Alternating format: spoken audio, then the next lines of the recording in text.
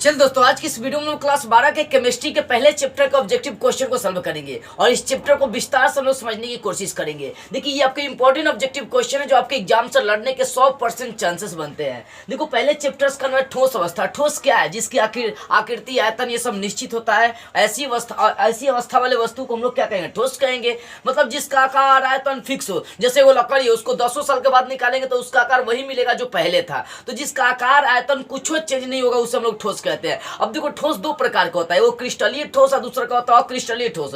तो क्रिस्टलीय ठोस का ज्यामिति एकदम निश्चित होता है, उसका आकार फिक्स होता है। लेकिन अक्रिस्टलीय ठोस का आकार निश्चित नहीं होता है। जैसे आप कांच देख सकते हैं, तो कांच अक्रिस्टलीय ठोस है क्योंकि उसका ज्यामिति आकार निश्चित होता ही नहीं है। इसलिए कांच कौन सा ठोस हो जाएगा? अक्रिस्टलीय ठोस हो जाएगा। अब चलो चैप्टर का ऑब्जेक्टिव क्वेश्चन को लोग विस्तार से समझते हैं। देखो, वो पहला क्वेश्चन है, निम्नलिखित में से कौन अक्रिस्टलीय ठोस का उदाहरण है? बताना इसमें से कौन अक्रिस्टलीय ठोस का उदाहरण है। देखिए, NaCl, ZnS, कांच, SiC, तब वो अक्रिस्टलीय ठोस का अगर देखी जाए, इसमें उदाहरण तक कांच है। कांच क्या होता है? एक अक्रिस्टलीय ठोस होता है क्योंकि इसका कोई ज्यामितीय आकार नहीं होता है, इसलिए कांच क्या होता है? अक्रिस्टलीय ठोस होता है। अगला क्वेश्चन है, बेरवादार ठोस का उदाहरण क्या है? देखो, वो दो तरह के क्वेश्चन पूछेगा बेरवादार ठोस और दूसरा पूछ सकता है रवादार ठोस। अब देखो, बेरवादार ठोस का इसमें उदाहरण अगर देख सकते हैं तो रबर है। इसका स्थिति जिग जैग होता है, कोई फिक्स नहीं होता है। लेकिन रवादार का एकदम फिक्स होता है, उसका आकार इस टाइप से गल जाता है। तो यहाँ पर बेरवादार ठोस के उदाहरण पूछ रहा है, तो रबर देखिएगा, रबर को आप जलाकर, जैसे टायर का रबर होगा, उसको जलाकर देखिएगा,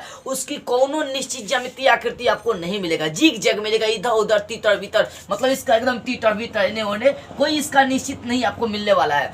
तो भाई देखो, बेरवादार ठोस के उदाहरण कौन हो जाएंगे? रबर हो जाएंगे। अगला क्वेश्चन, HCP इकाई सेल से कितने परमाणु, HCP इकाई सेल में परमाणु की संख्या कितनी होती है? बस आप याद रखिएगा, HCP इकाई सेल में परमाणु की संख्या 6 होती है। कितनी होती है? 6 होती है। अब परमाणु की संख्या की बात आ गई है तो देखो हुआ, कोई भी क्रिस्टल्स होते हैं ना, क्रिस्टल लगभग 4 प्रकार के होते हैं। क्या होता है? 4 प्रकार के। आकाशीय जलक से इकाई सेल बनता है। इकाई सेल 3 प्रकार के होते हैं। पहला SSC, दूसरा होता है BCC और तीसरा होता है FCC। यानी ये हो गया सरल सेल, ये हो गया पिंड केंद्रित सेल, ये हो गया फलक केंद्रित सेल। ठीक है ना? अब देखो, इसमें जो होता है ना, SSC में मतलब एकक सेल यानी इकाई सेल में 1 परमाणु होते हैं, BCC में 2 परमाणु होते हैं, जबकि FFC में 4 परमाणु होते हैं। याद रखिएगा, पूछता है SSC में कितने परमाणु? 1। BCC में कितने परमाणु? 2। FCC में कितने परमाणु होते हैं? 4 होते हैं। यानी अगर क्रिस्टल तंत्र, क्रिस्टल देखेंगे तो 4 प्रकार के, लेकिन टोटल क्रिस्टल तंत्र जो होते हैं ना, वो टोटल क्रिस्टल तंत्र होते हैं 7 गो। एंड टोटल क्रिस्टल तंत्रों की संख्या पूछेगा तो 7। आइए, परमाणु की संख्या पूछेगा तो आप याद रखिएगा बढ़िया से। देखो, तो HCP में इकाई सेल कितने होते हैं? तब वो याद रखिएगा, HCP में 6, यानी HCP इकाई सेल में परमाणु की संख्या 6 होती है। ऑप्शन इसमें टच कर लेंगे हम लोग, कौन सा? बी। अगला क्वेश्चन, HCP की पैकिंग प्रगुणता बताना है। पैकिंग प्रभाव जिसका बताना है, कितने परसेंट उसमें पैकिंग हुआ रहता है। मतलब देखो, यहाँ पर ध्यान दीजिएगा, HCP में कितने परसेंट वहां पर पैकिंग प्रभाव लगभग होता है? HCP में कितने परसेंट पैकिंग प्रभाव होता है? देखो, वो होता है 0.74%। कितना होता है? 0.4%। मतलब उसमें देखी जाए तो उसमें जो कणों की संख्या होंगी, चाहे जो भरने की संख्या होंगी, वो लगभग कितना, अगर 100% है तो उसमें पैकिंग प्रभाव कितना होगा? 0.74% होगा। अगला देखो, HCP में अगर परमाणु पूछेगा 6 गो, पैकिंग प्रभाव पूछेगा तो 0.7% इसको बोलेगा। और नहीं तो आप सिंपली इसको 74% भी कह सकते हैं, क्योंकि देखो 0.74 का मतलब क्या? बटा में 100 करेंगे, परसेंटेज लगा दिए, बटा में 4 कर दिए, तो आपके कभी कभी जमा में ही देता है 74% भी देता है। तो HCP में जो टोटल पैकिंग प्रवणता होती है, पैकिंग प्रभाव होता है, वो कितना होता है? 74% होता है। और कभी कभी 100 से भाग करके यह देगा 0.7%। अब यहां से एक और क्वेश्चन पलट के पूछता है कि उसमें मुक्त खाली स्थान कितने होते हैं? तो भाई 74% भरे है, तो 100 में 74 भरा है तो 26% खाली होगा। तो ये भी क्वेश्चन कर सकता है कि HCP में खाली स्थानों का प्रतिशत कितना होता है? 26%। आप भरे स्थानों का प्रतिशत कितना होता है? तो 74%, यानी 0.74 आप लिख सकते हैं। ठीक है ना? अगला क्वेश्चन, मूल क्रिस्टल तंत्रों की संख्या कितनी होती है? देखो, क्रिस्टल 4 प्रकार के होते हैं, लेकिन टोटल जो क्रिस्टल तंत्र होते हैं वो 7 प्रकार के होते हैं। कौ प्रकार के? 7 प्रकार के टोटल क्रिस्टल तंत्र होते हैं। तो ऑप्शन इसमें टच कर लेंगे हम लोग, कौन सा? बी, यानी 7 हो जाएगा। देखो, छठा क्वेश्चन है, BCC इकाई सेल से में मुक्त होने वाले जगहों का परसेंटेज लगभग कितना होता है? खाली जगहों का परसेंटेज। देखो बुआ, अगर बीसीसी इकाई सेल में हम लोग उसका पैकिंग प्रभाव देखेंगे तो लगभग 68% होता है। कितना होता है? 68% भरा हुआ स्थान होता है। तो बचा कितना? 32%। इसका मतलब उसमें खाली स्थान 32%, आप भरा स्थान कितना परसेंट? 68%। यहां से दो क्वेश्चन करेगा। पहला, बीसीसी इकाई सेल में पैकिंग प्रभाव कितना होता है? तो 68%। खाली जगहों का प्रतिशत कितना होता है? तो भाई 32%। ऑप्शन टच करेंगे ए। अगला क्वेश्चन देखो, यहां से पूछ सकता है बीसीसी में कौ परमाणु होता है? तो मैंने बता दिया बीसीसी में 2 परमाणु होता है। ठीक है ना। अगला क्वेश्चन, ट्रांजिस्टर सेटों के निर्माण में प्रयुक्त होने वाला तत्व कौन है? देखो, ट्रांजिस्टर बनाने में, सोलर सेल बनाने में उसका उपयोग हम लोग सिलिकॉन का ही करते हैं, एसआई का करते हैं। ठीक है। देखो 8वां क्वेश्चन, NaCl का जालक क्या होता है? देखो, जब भी सोडियम क्लोराइड NaCl की बात करेगा तो उसका जालक हमेशा फलक केंद्रित सेल होता है। आप फलक के जगह पर कभी कल फलक न देखो, अष्टफलकीय देता है। तो याद रखिएगा, जैसे यहाँ पर ऑप्शन देखिए, षटकोणीय, अष्टफलकीय, चतुष्फलकीय, या इनमें से कोई नहीं। देखो, अगर ये सब ऑप्शन नहीं दिया दे आप फलक केंद्रीय सेल, तो मानना है कि जो NaCl होता है वो फलक केंद्रीय सेल होता है। और कभी कल अष्टफलकीय देता है तो अष्टफलकीय में हम लोग टच करेंगे ऑप्शन बी, क्योंकि NaCl की जो संरचना होती है वो अष्टफलकीय होती है। कौन सी होती है? अष्टफलकीय होती है। ठीक है।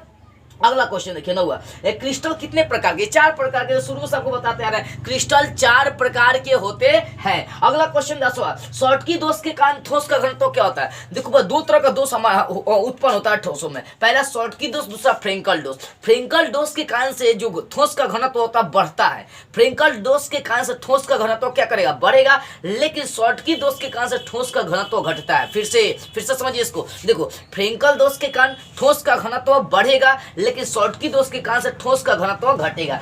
यहाँ पर किसकी चर्चा की गई है? शॉर्टकी दोष की चर्चा की गई है। तो शॉर्टकी दोष में क्या होगा? घनत्व उसका घट जाएगा। तो शॉर्टकी दोष के कारण से इसका घनत्व क्या हो जाएगा? घट जाएगा। तो क्वेश्चन था, शॉर्टकी दोष के कारण से ठोस का घनत्व क्या होता है? भैया, घट जाता है, बढ़ जाता है, शून्य हो जाता है, इनमें से कोई नहीं, घट जाता है। अब फ्रेंकल दोष पूछता है तो वहां पर बढ़ जाता है। मैं ऑप्शन हम लोग लगा देते। अगला देखो, FCC के एक जालक में कितने परमाणु होते हैं? आ गया ना बात।